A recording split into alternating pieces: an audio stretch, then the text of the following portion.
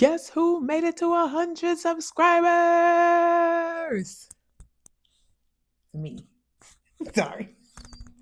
I'm geeked. And I have to say, per usual, thank you so much.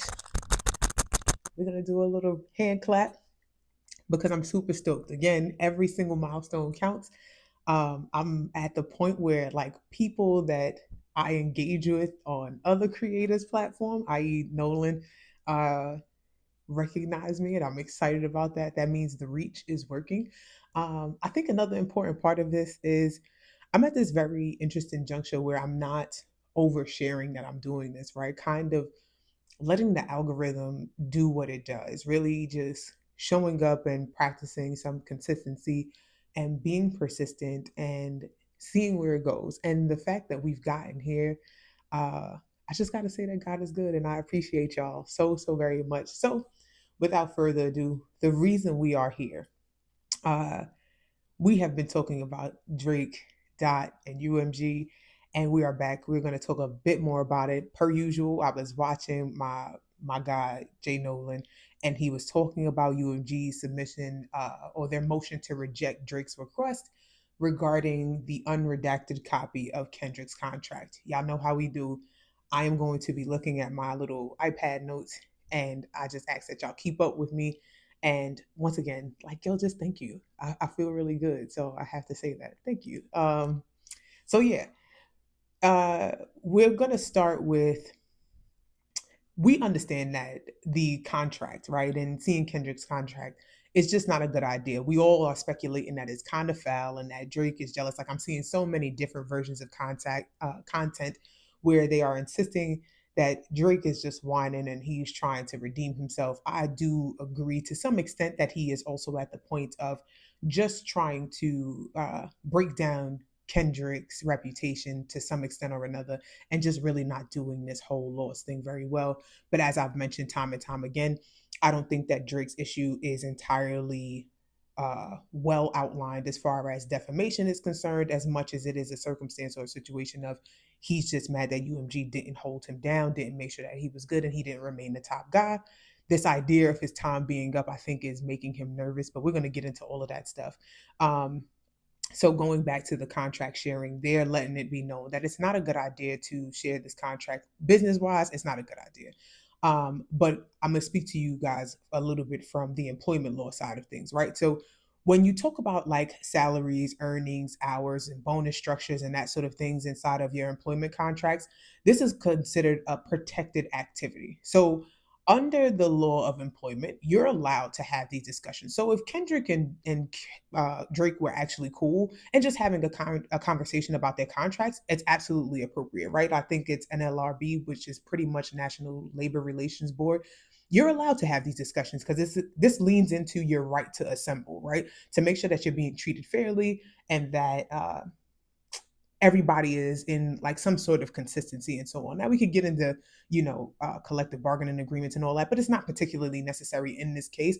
But just to outline the fact that this is something that could happen if Drake and Kendrick were doing that on a personal level. But for Drake to ask for this thing on a personal note or under the guise of a lawsuit, it really doesn't make sense to me, right? However, I want to say that if Drake were making a claim of a discriminatory nature, then it would be different, right? So I want to be fair or balanced in that point. So if, say myself, right, I am a Black female, and my class of being Black as a minority, being a woman as another minority, is considered a protected class. So if I were to be suing an employer to suggest that they were somehow discriminatory, that I hadn't been receiving the wages I was deserved or what have you, right? I'll give you, as a matter of fact, I'll give you a real example. I had an incident with a previous employer, and the short version of it is this employer had given me a series of tasks that they wanted me to take care of, right? Do this, do that, do this, do that. I proceed to check all of these boxes, and they tell me that they were going to pay me XYZ amount, and I'm going to be due, I believe. So at the time, I want to call it a $5,000 bonus, right? Pretty decent. And however it went, after doing all of these things, there was some fallout that I was having with uh, another chief that was in a relationship with another mid-level manager. And in light of that, there was some pushback on my earnings. And in turn, what I was promised contractually, where I made the fulfillment, I was then cut out, or my increase or my bonus was reduced, and it went to the standard 3%, right? And so this is an example of, this is a discriminatory practice. So if I were to make a claim against them, I would then say to the EEOC, or I would say to my lawyer to make this request to the judge, yeah, I would like for you to ask for the bonuses and the contracts for all of my counterparts. And I would explain that I feel that I was done this way because I am of Black descendants, or because I am a woman, and that sort of thing. And in this case, I was actually the only Black woman in this environment. But that's a long story for another day. But this is an instance in which you can request things like contracts, bonus structures, and earning opportunities, and so on, because it makes sense. Because I'm making the claim that I'm being treated differently because I'm being discriminated against. And circumstantially, I am a Black female. And I believe that that is part of the reason why I'm being treated this way. I.e., if I was a Black man, I don't think that I would be treated this way. If I were a light-skinned man, if I were a white man, I would be treated differently. If I was in a relationship with one of you guys, I would be treated differently, right? So there are instances where this would be acceptable, but again, my purview, the way I understand it, I don't see this, working out. These are two men that were in a rap battle, right? And if anything, arguably, uh, Kendrick would be in a protected class because he is a fully, like, and I hate to say it that way, but he's a fully Black male that could be discriminated against, based on color, right? And that's how that kind of stuff goes. So in essence, I don't see how a judge would see anything differently. But as I said in my previous video, I can see there being a discussion with the judge that the case is dismissed and Drake may have the opportunity to come back to revisit his plight with UMG exclusively, because contractually how they've treated Drake versus how they treat him now might be a different discussion that the judge wants to hear more about. But again, all speculation and just coming from my very inexperienced brain, because music industry stuff is not my thing. But another part of this conversation that I think is really, really good to talk about is now UMG has kind of come out and said that their $400 million deal and their relationship with Drake, and how his claim that they are after him doesn't make any sense, on the basis that it was like, yo, boy, we own your music. Why would we devalue you if your music and whatever performance value you have directly impacts our bottom line? And so now we have this next discussion where people are talking about whether or not Drake is in a 360 deal. Now, you see my last video. I'm going to link that below, along with Nolan's video about the submission from UMG. We talked about Jay-Z's line where he said, niggas rather work for the man than to work with me. And boy, oh boy, is it looking more and more like bro knew exactly what the fuck he was talking about. So again, prematurely, but justifiably, people are making this argument about him being in this 360 deal. But per usual, we don't know all of that. We haven't seen any of his contract outlines or anything like that. I do think it's wild that bro is talking about drop and give me 50 talking to Kendrick. But sir, you don't own a big chunk of your music is what's coming to the surface. So we're going to call this chapter the Young Money deflection chapter, because officially, wholeheartedly, I have a problem with the fact that there's so many instances that they are saying stuff that is actually reflective of their reality. So yeah, we're going to call this the Young Money deflection, the Young Money mirror, whatever you want to choose it to be. And we're going to talk about how we just watched Nick go on a rampage, and she's still talking about Meg, calling her broke and all this other stuff. And shortly after it came out, sis might be in arrears, right? Like, and not necessarily in arrears, but in debt and owes for bad contracts and so on and so forth. So I'm like, all right, you looking kind of crazy, and I hope that you not living out this whole I'm a full-on hypocrite, and whenever I'm messed up, I'm gonna just say that you got that problem so people look at you instead of looking at me. I thought that it was just a Nick thing, but it's looking like it might be a Young Money thing, right? Because then we got good old, come on, Weezy, I have to call you to the front, sir. He was beefing about this whole Super Bowl thing.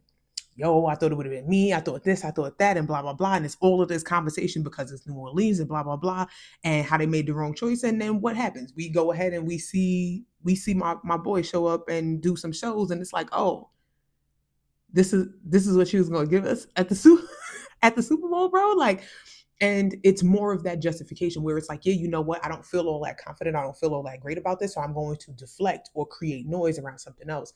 And I thought that that was interesting. But now, we have Drake, the last of the big three of Young Money, and he was talking about. I'm like, yo, you did a whole song about bro splitting until he split his pants. You talking about how he splitting his money with Date Free and all this other stuff. And I said, you got a $400 million expensive ass credit card, sir. Like, how the fuck? Sorry, potty mouth is coming.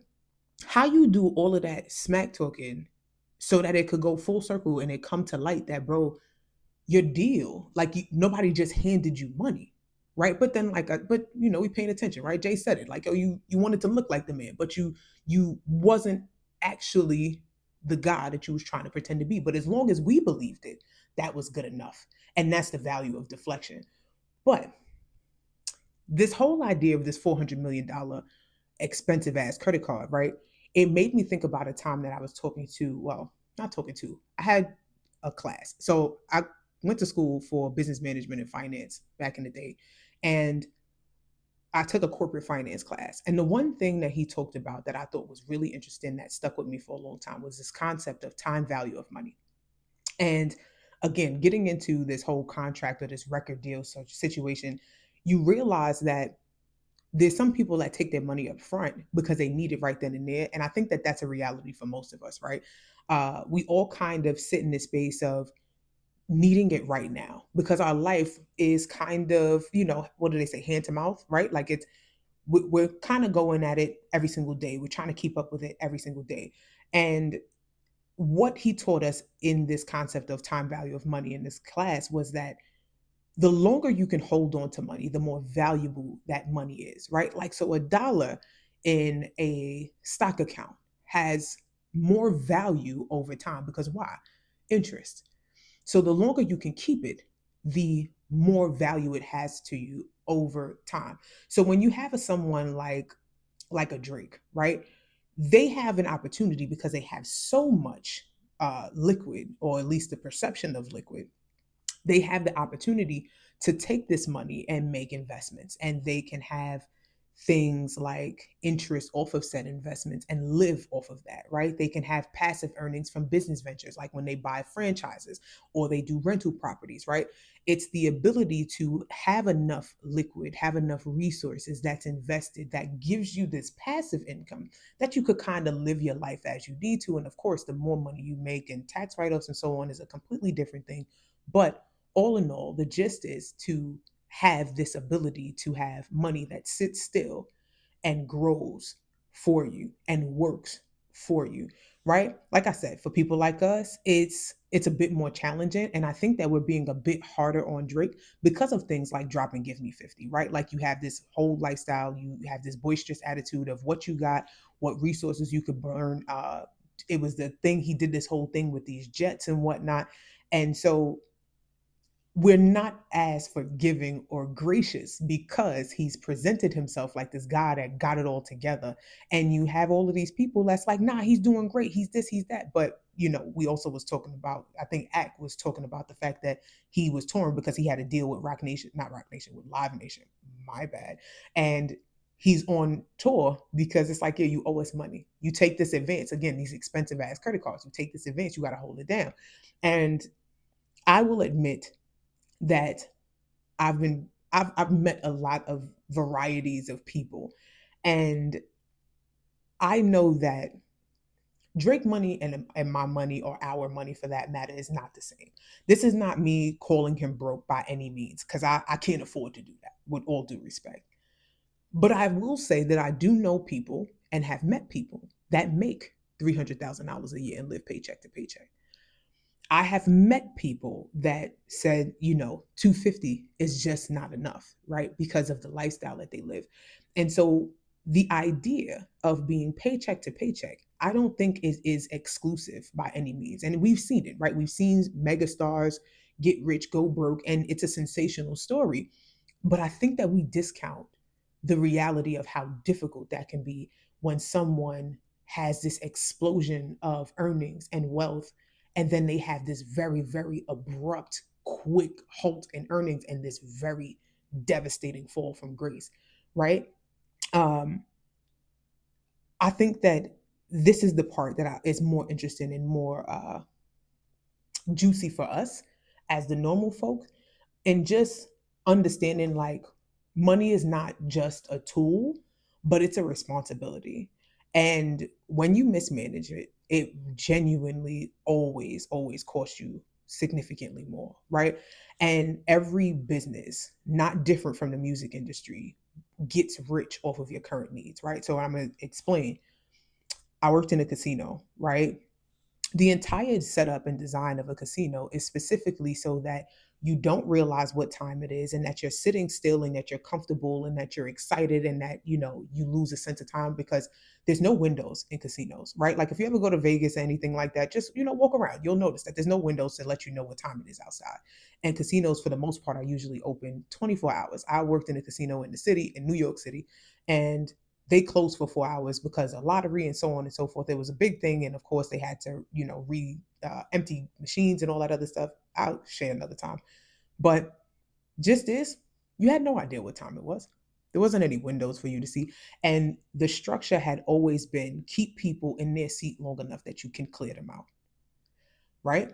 I want you to think about subscriptions and credit cards. Like even with Affirm and Klarna and all these things, it's like, yeah, get it right now, a little piece. All we need is a little bit, because what happens? They hope that you forget about it. Like credit card companies have made money on interest, right? Because think about it, your need right now will cost you in the long run. So if you don't pay back your money within the statement balance, what happens? You owe them interest. You got to pay the convenience fee, right? That's what the interest is. It's like, oh, it's for the convenience. So we gave it to you now. Don't worry about it. And if you need a little more time, we'll just charge you a little bit more because you needed more time. Your inability to wait until later is going to cost you more later, the time value of money, because they have the ability to hold on to money, so they have the capacity to make you borrow and charge you interest so that they can make money off of the dollars that they have in excess.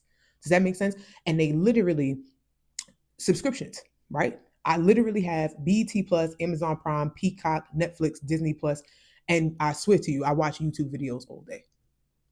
I'd be quickly overstimulated because after I'm finished working, I'm like, "Ugh, I just need to relax. I don't want to do nothing." I'll sit in my room like TV quiet, watching pimple popping videos.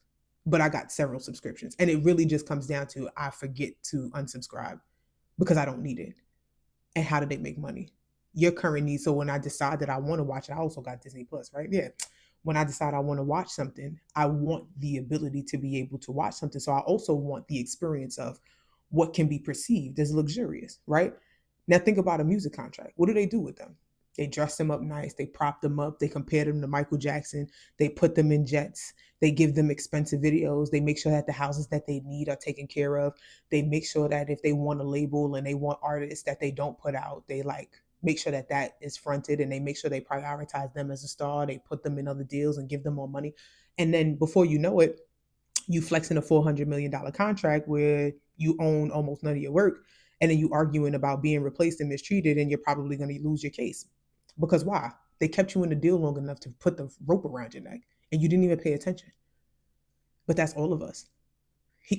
I don't understand how he missed it, but this is what happens when you get caught up in luxury and comfort and popularity and fame, and it's tough. And I must admit that this is only my opinion. I could 1000% be wrong, right?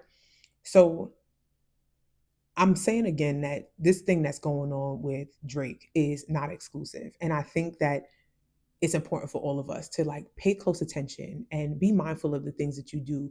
Like I did a video some time ago about enjoying your fruit. Like it's fine to enjoy your fruit, but don't forget to plant your seeds that you need to eat for tomorrow. Don't forget that the stuff that you consume now, what is it going to cost you to consume it now and not have it later? Like really be intentional about these things, because I think that this is another important lesson about chasing certain things can cost you a lot more than you mean for it to.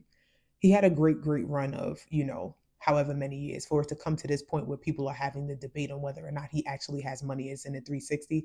I think it's absolutely nuts. But you live and you learn. And I'm sure that over time he will absolutely be fine. But that this moment can't be comfortable, can't be easy.